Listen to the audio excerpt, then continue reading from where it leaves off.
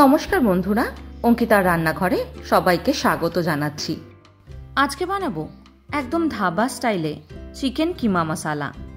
তার জন্য প্রথমেই কিন্তু সর্ষের তেল গরম করতে দিয়েছি। খুব ভালো করে তেলটাকে গরম করে নেব। তেলটা গরম হয়ে গেলে দিয়ে দিচ্ছি গোলমরিচ আর তার সঙ্গে গোটা গরম মশলা। এবার একটা পেস্ট বানিয়ে নেব রসুন, লঙ্কা আর তার সঙ্গে পেঁয়াজের। টমেটো কিন্তু এখন ব্যবহার করব না।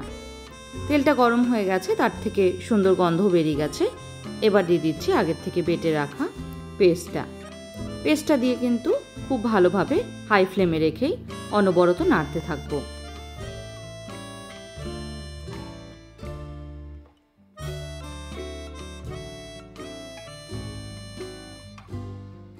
পাঁচ মিনিটের জন্য খুব ভালোভাবে নেড়ে নিয়েছি। এবার দিয়ে দিচ্ছি একদম ছোট করে কেটে নেওয়া আলুর টুকরোগুলোকে। আলুগুলোকে কিন্তু আপনারা চাইলে ভেজেও নিতে পারেন, আবার না ভাজলেও কিন্তু কোনো রকমের সমস্যা নেই। আলুটা দেওয়া হচ্ছে যাতে বেশ কিমাটা মাখো মাখো হয়।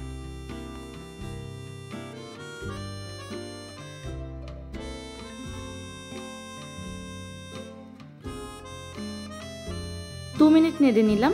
এবার দিয়ে দিচ্ছি নুনটা আমি এখানেই দিয়ে দিচ্ছি। আবারও খুব ভালোভাবে কিন্তু নেড়ে নেব।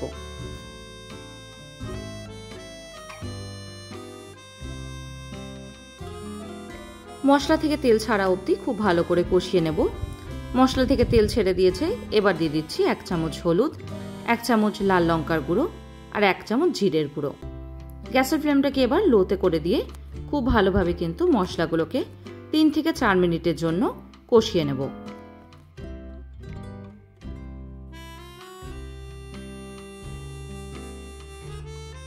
আপনাদের যদি মনে হয় মশলাটা নিচে লেগে যাবে, সেক্ষেত্রে কিন্তু অল্প একটু জল দিয়ে তারপরে নেড়ে নিতে পারেন। মশলাটা ভালো করে মিশিয়ে নিয়েছি। এবার দিয়ে দিচ্ছি বড় করে কেটে নেওয়া টমেটোর টুকরোগুলো। খুব ভালো করে কিন্তু এবার মিশিয়ে নেব।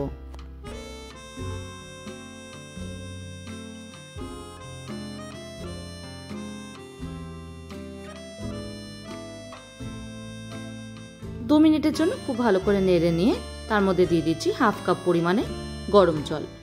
খুব ভালোভাবে এবার জলটা দিয়ে কিন্তু মিশিয়ে নেব।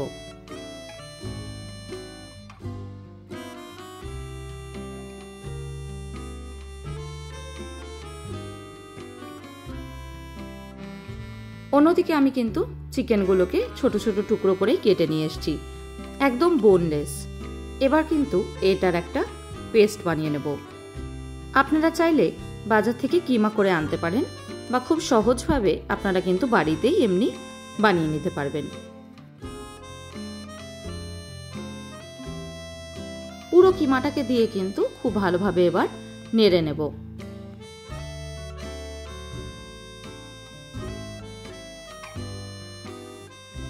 গ্যাসের ফ্লেমটাকে এই সময় হাইতে করে দেব, যাতে চিকেনের থেকে কোনো রকমের জল না বেরোয় আর ময়েশ্চারটা যাতে চিকেনের মধ্যেই ধরা থাকে।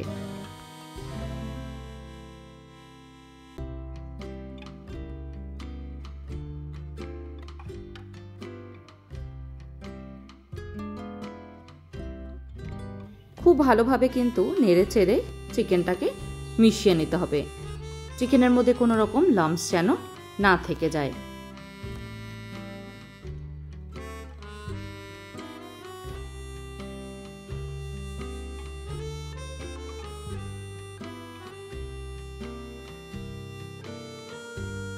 খুব ভালোভাবে নেড়ে নিয়েছি। এবার ঢাকা দিয়ে 10 মিনিটের জন্য কিন্তু সেদ্ধ হতে দেব চিকেনটাকে। 10 মিনিট পর ঢাকাটাকে খুলে আবারও ভালো করে একবার নেড়ে নেব। আলুটা কিন্তু অনেকটাই সেদ্ধ হয়ে গেছে, তার সঙ্গে চিকেনটাও। এই সময় দিয়ে দিচ্ছি আরও 1/2 কাপ পরিমাণে গরম জল। জলটা দিয়েও কিন্তু খুব ভালো করে এবার একবার মিশিয়ে নেব।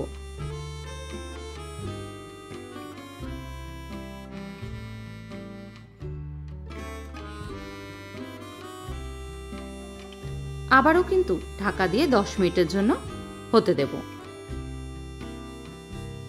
10 মিনিট পর ঢাকাটাকে খুলে দিলাম। দেখুন মশলা থেকে কিন্তু তেল ছাড়তে শুরু করে দিয়েছে। এবার আর ঢাকা দেওয়ার প্রয়োজন নেই। এবার কিন্তু জলটা শুকিয়ে গেলেই হবে। ওপর দিয়ে ছড়িয়ে দিলাম 1 চামচ মতন গরম মশলার গুঁড়ো। খুব ভালোভাবে কিন্তু আরেকবার মিশিয়ে নেব।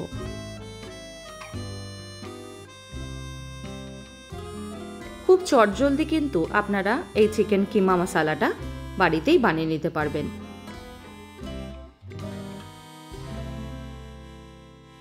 একঘেয়ে চিকেন কারি বা চিকেন কষা না খেয়ে এইভাবে একবার বানিয়ে দেখুন, খেতে কিন্তু খুবই ভালো লাগে।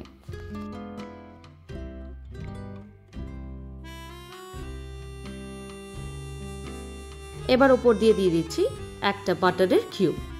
খুব ভালো করে কিন্তু বাটারটা দিয়ে আরেকবার মিশিয়ে নেব।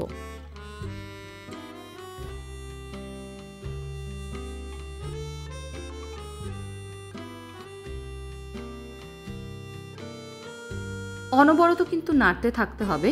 গ্যাসের ফ্লেমটাকে কিন্তু হাইতে করে দেব। এবার খুব ভালোভাবে নেড়ে নেব যাতে কোনো রকমের জল এবার না থেকে যায়।